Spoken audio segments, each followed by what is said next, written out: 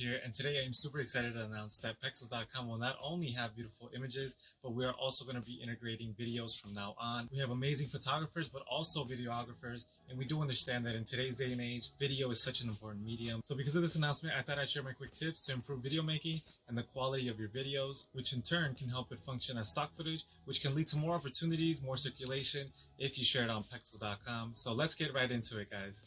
So tip number one would be to shoot in at least HD quality or higher. Even most phones nowadays can shoot up to 4K Ultra HD. So before starting to record, just check the settings. If for whatever reason you have something lower than 1080p HD and you put it on a 1080p timeline, it won't cover the whole frame and there's just not enough information for it to look good. Tip number two is to properly focus your video. Just like in photographs and video, you want your subject to be sharp.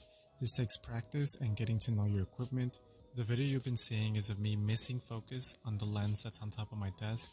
So that's my subject, and you can have a stellar shot, but if it's slightly out of focus, people can usually tell. So try to be a perfectionist to a certain extent. And automatic focus is awesome, but sometimes there are situations where switching to manual focus can be very beneficial, especially if the camera is stable.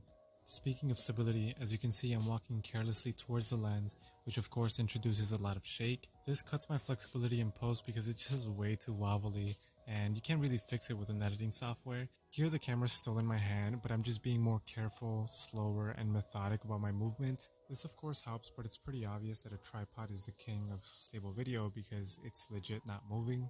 Since my shot didn't include any movement like cars passing by, I decided to use the tripod to pan from right to left. And I'm pretty happy with it because what you want to focus on is stabilizing as much as possible while you're recording. So when it comes to editing, you only do minor tweaks with the electronic stabilizer or maybe not even use it at all.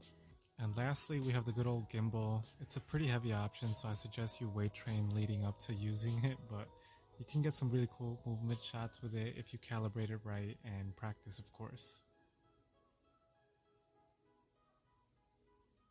Now let's talk about composition. Try not to ever cut off your subject and try balancing out the area surrounding your subject in order to get a good shot. As for exposure, I was in my office so I had all these lights to set up, but always adapt to the light that you have available to you and put your camera in full auto if that's necessary to get the good shot. I'd go easy on the color correction just so the video can go well in a variety of projects. Some last points for great stock videos is to make them long enough, I'd say about 10 seconds or more, and to keep the original sound or no sound at all. As long as you don't put a music track or sound effects, you're good. So those are my quick tips to keep in mind when shooting video in order to maximize the quality. Make sure you head on over to Pexels.com to check out the videos and the photographs, of course. Also, add videos to your Pexels profile and see how it does. And if you've never recorded anything, now's the time. Experiment, grab your phone, camera, record your dog, your cat, the sky, food, anything. Just keep the tips that I mentioned in mind and throw them up on the website. That's it from me. Thank you so much for watching, and I'll see you guys in the next one.